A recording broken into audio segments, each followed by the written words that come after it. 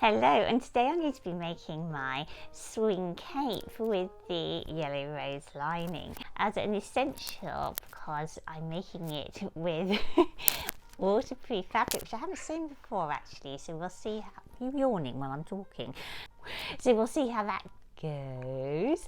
So I'm going to be making it using this rather gorgeous early 1960s dress pattern and some olive green to match the stems of the roses, waterproof fabric, and then using that fabulous early 60s using that fabulous early 60s yellow rose fabric. So let's see how I get on. And I just wanted to show you back on the sofa this, you have seen it before actually in one of my videos, this rather wonderful 1930s dress. I'll show you what I've got in the way of fabric, and obviously it would have been wonderful to do the hooded cape. I mean, she's wearing hers in yellow, in the same yellow as the yellow rose, but inevitably I couldn't find any plain yellow fabric in exactly that lemon yellow colour. So I did find, and maybe this will be wearable even, I did find this olive green, like greyish olive green fabric in exactly the same colour as the leaves, and I found it on the internet, which is always slightly a risk because you don't quite know what you're going to get. But I got it from a company in Yorkshire in the UK called Croft Mill, and they're very good at really describing exactly what the fabric's like, and they said it's waterproof. I walk the dogs a lot in the rain, and waterproof is only waterproof for the first 10 minutes, but it's a little something. It's waterproof, which I wanted. It's the exact same shade as the leaves, and as they said, it's quite soft. It's actually like a cotton sateen, and it's the very same weight as the cotton rose fabric. So I'm thinking it will work really well as a late summer, autumn swing coat. And I was looking at the button situation, and then I found this button.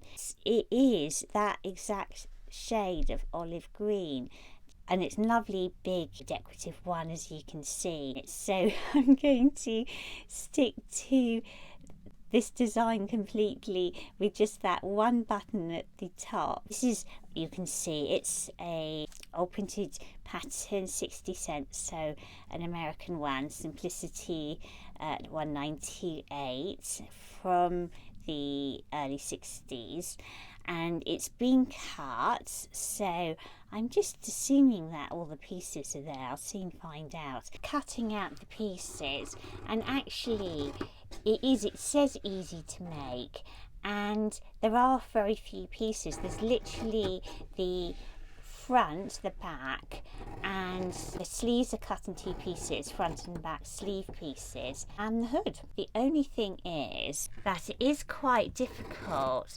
getting pins through this fabric. It looks fine, but it's obviously very closely woven, which I suppose you would want in a waterproof fabric. So for the yellow rose lining, as is usual, most pattern pieces say to cut two, but I'm cutting each piece individually twice, and that's because I want to make sure that the roses are facing in the right direction, and I've just placed each pattern piece as well as I possibly can.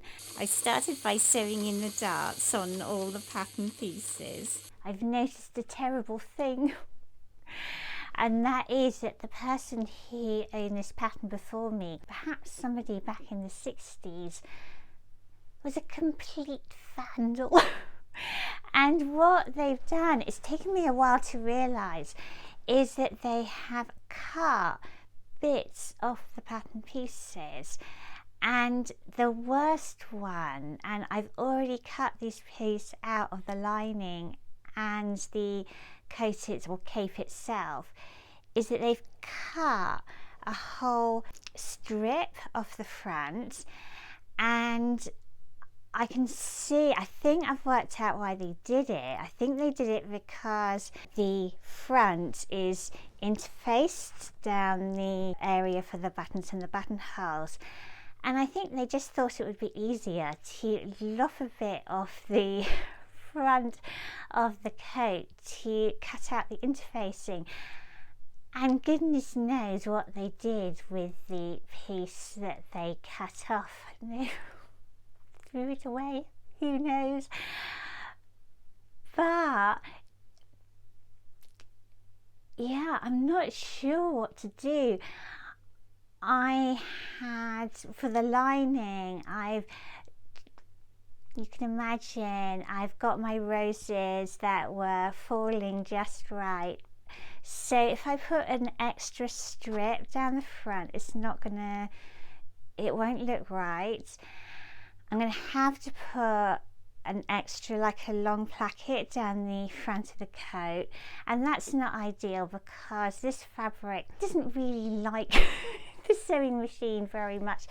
And I've experimented with the tension, but even so, it just, yeah, it's not great. It's not great under the sewing machine, and now I'm going to have to put a placket down the front of the green. And of course, I don't know what the size should be. Luckily, the cape was a size larger than me, and I thought, oh, it doesn't matter, you know, it's a loose fitting garment anyway. But too much, I think, has been cut off the front not to add a little something. So when I put the pattern away, will redo that front pattern piece onto pattern paper and put it back with a note, so that if I or any other sewist comes to this pattern in future, it won't be the horrible surprise it was to me. Me again. So I've decided what I'm going to do is show you how I constructed the cape, because I reviewed the sewing footage, which is like yards of olive green fabric going through the sewing machine. I think you'll learn a lot from it. Indeed, you might just click away. I wouldn't blame you. So I've decided to ditch the sewing footage and instead show you, which is actually much more interesting. It's kind of like the walkaway dress, really, where you don't want to see yards of bias binding being sewn around the edges of the fabric. But actually what is interesting is the construction of the garment. So I'm going to show you the construction, and then I'm going to cut right away to the reveal. So the front and back are made up of 4 sections, 2 sleeve pieces and frontal back pieces, and then joined together at the side seams.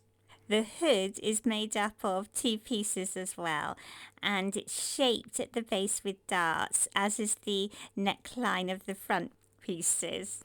And here is my hooded coat, and I know that is going to make such a lot of difference to how often I wear the dress, because it's forever raining in the UK, especially at the moment actually. And I'm just showing you the pockets with the yellow rose lining and the big hood. And you can see that I did plan the roses to go down the centre of the hood and then around the rim as well. And the roses to form a border around the front of the coat.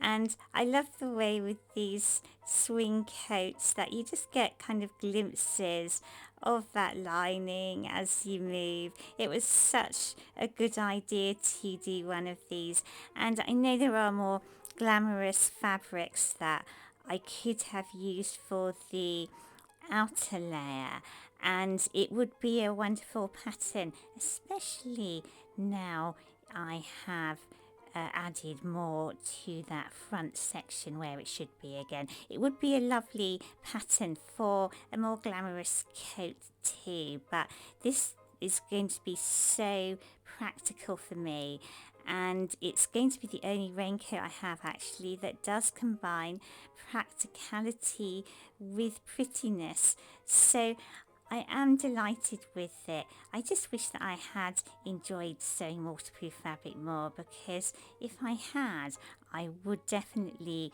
make a little swing coat come raincoat to go with all my summer dresses, and I think that would be, for our climate, very practical indeed, especially when one is a dog owner. And I've got those really deep pockets that I kind of borrowed from the Brigitte Bardot dress, and the dogs were delighted to see those. They were like, oh, you could get loads of treats in those, Mum, couldn't you?